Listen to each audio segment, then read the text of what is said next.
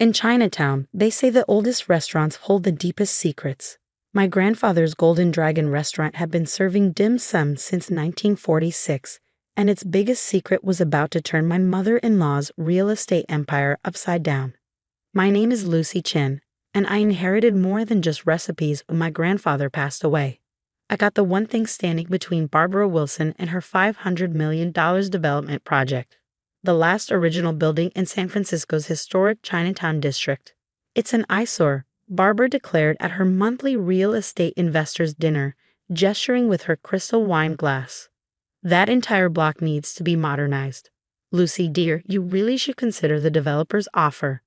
It's more than generous for such a modest establishment.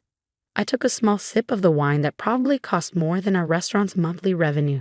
My husband Michael squeezed my hand under the table, but remained silent. He perfected the art of diplomatic silence during his years as Barbara's only son. The Golden Dragon has been there for 3 generations, I said quietly. It's not just a building. Barbara's perfectly Botoxed face couldn't quite manage a sneer, but her tone did it for her. Sentimentality is for poor people, dear. The contract offers $5 million. That's quite a step up from serving noodles, isn't it? The other dinner guests, all wealthy real estate investors, tittered politely. They've been circling my property like vultures since grandfather passed away last month, each trying to be the one to convince the Chinese girl to sell. What they didn't know was that I'd spent the last 5 years not just learning my grandfather's recipes, but also his business acumen. While getting my MBA at Stanford, I'd work nights and weekends at the restaurant, absorbing everything from cooking techniques to property laws. Actually, I set down my wine glass. I've been meaning to ask about the development contract.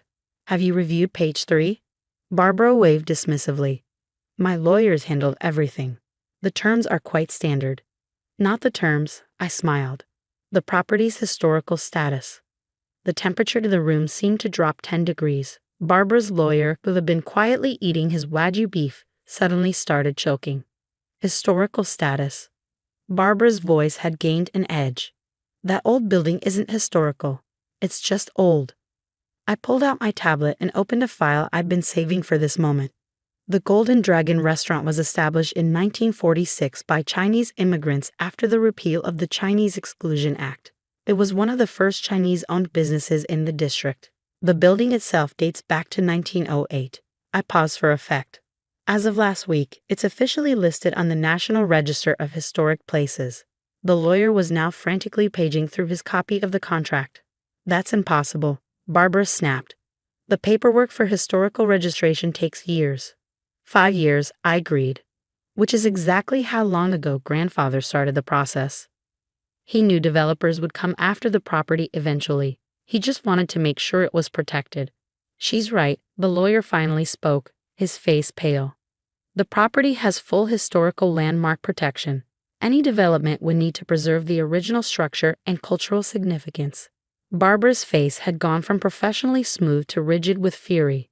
You planned this, all these years, playing the humble restaurant owner's granddaughter.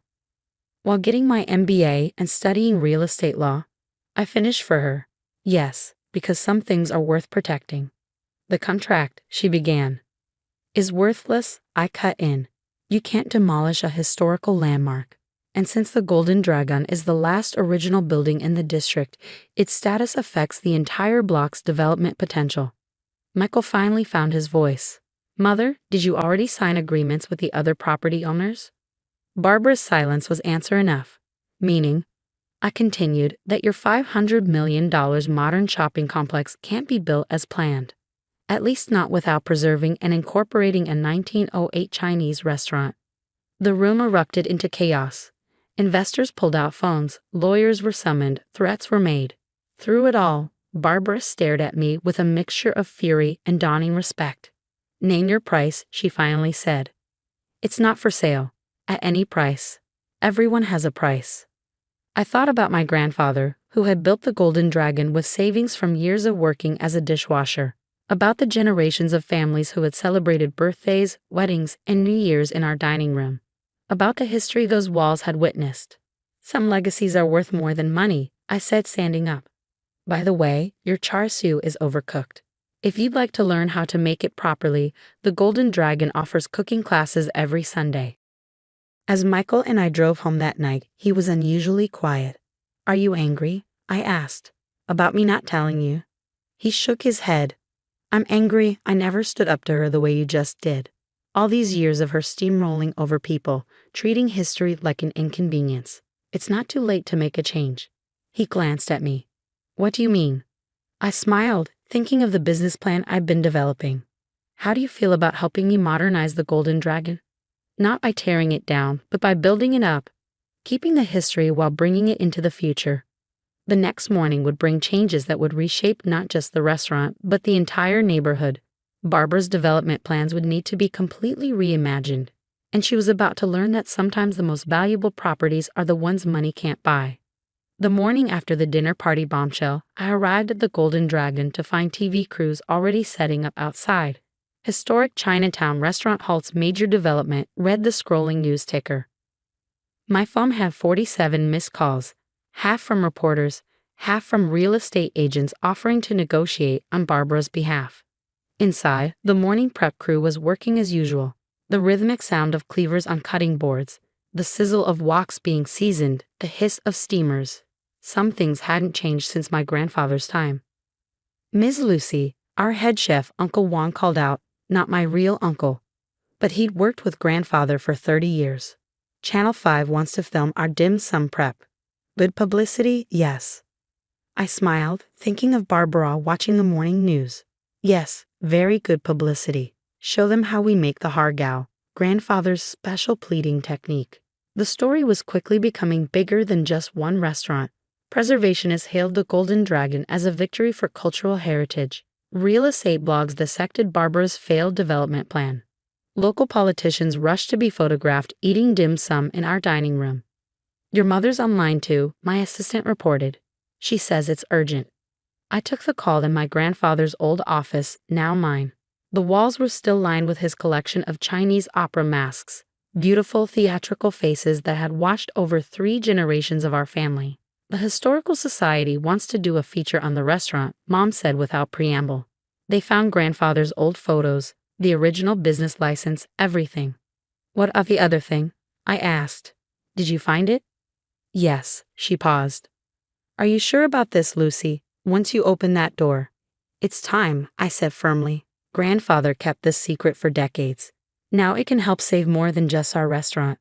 The door opened and Michael walked in, looking apologetic. "Mother's called an emergency board meeting. She wants to discuss alternative development strategies." I checked my watch. Perfect timing. "Tell her I'll be there," I said.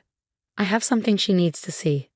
Barbara had assembled her entire real estate empire in the Wilson Development Group's sleek conference room. Lawyers, architects, investors, all looking somewhat shell-shocked after yesterday's revelation. "Lucy," Barbara's greeting was arctic. "How kind of you to join us. We're discussing ways to preserve your historical landmark while still moving forward with necessary neighborhood improvements." I set my grandfather's old leather briefcase on the table. "Before we discuss that, there's something you should know about the other buildings in the block." "We already own those properties," Barbara snapped. "All legally purchased." "Yes," I agreed. "But did you research their history? Their original owners?" The room grew very quiet. I opened the briefcase and withdrew a stack of yellowed documents. In 1943, when the Chinese Exclusion Act was still in effect, Chinese immigrants couldn't legally own property. They had to find creative solutions. Barbara's lawyer leaned forward. "What kind of solutions?" "American citizens they trusted would buy properties on their behalf, holding them in secret trust for the real owners."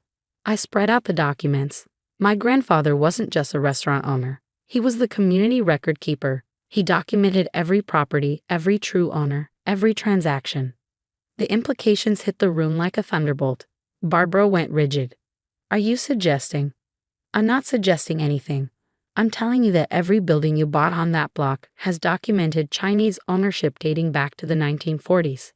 Ownership that was never legally transferred because it was never legally recognized."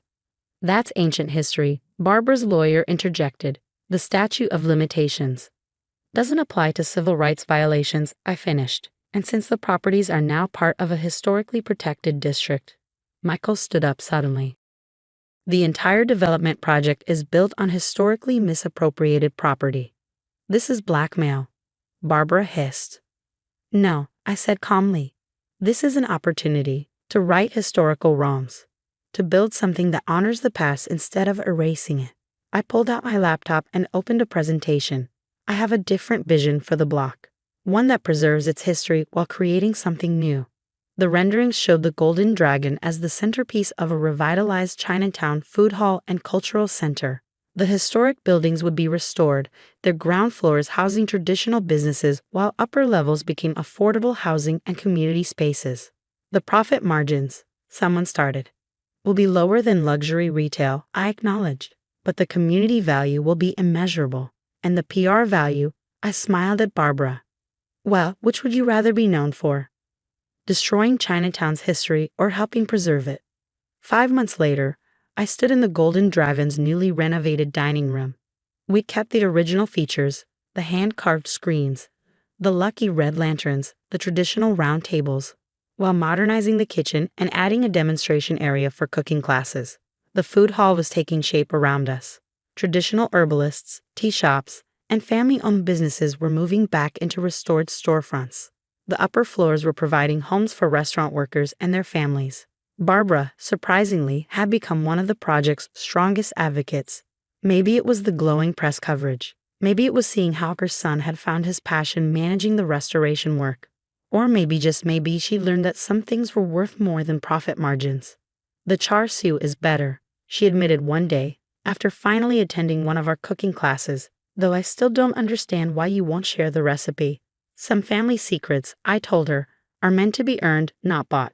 She looked around the busy dining room at the mix of old customers and young food bloggers, tourists, and local families. Your grandfather would be proud. Of the restaurant? Of you, for fighting for something meaningful. She straightened her designer jacket, though your negotiation tactics were ruthless. I learned from the best, I said with a small smile. Just not about real estate. The Golden Dragon continues to thrive. We've added modern touches, online ordering, a YouTube cooking channel, weekly historical tours, while keeping the soul of what my grandfather built. Michael runs the preservation project full-time now, working with other Chinatown families to document and protect their historical properties. Barbara still attends her real estate dinners, but now she brings potential investors to the food hall, showing them how preservation and progress can coexist. Last week, we found another of grandfather's old records books documenting more forgotten ownership claims across the city. It seems my inheritance was bigger than just one restaurant. It was the truth that could help an entire community reclaim its history. The opera masks still watch over the office, their expressions unchanged by time.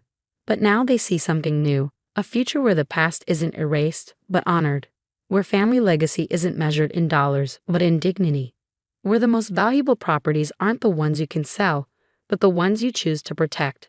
And as for that secret char siu recipe, it's still secret, but now Barbara comes to cooking class every Sunday, slowly earning the right to learn it, one properly pleated dumpling at a time. Sometimes the sweetest victory isn't in defeating your opponents, but in showing them a better way to measure success. And sometimes the most valuable inheritance isn't what's written in a will, but what's written in the heart of a community. The Golden Dragon remains what it has always been, a keeper of secrets, a preserver of history, and a reminder that some things are worth far more than their price tag.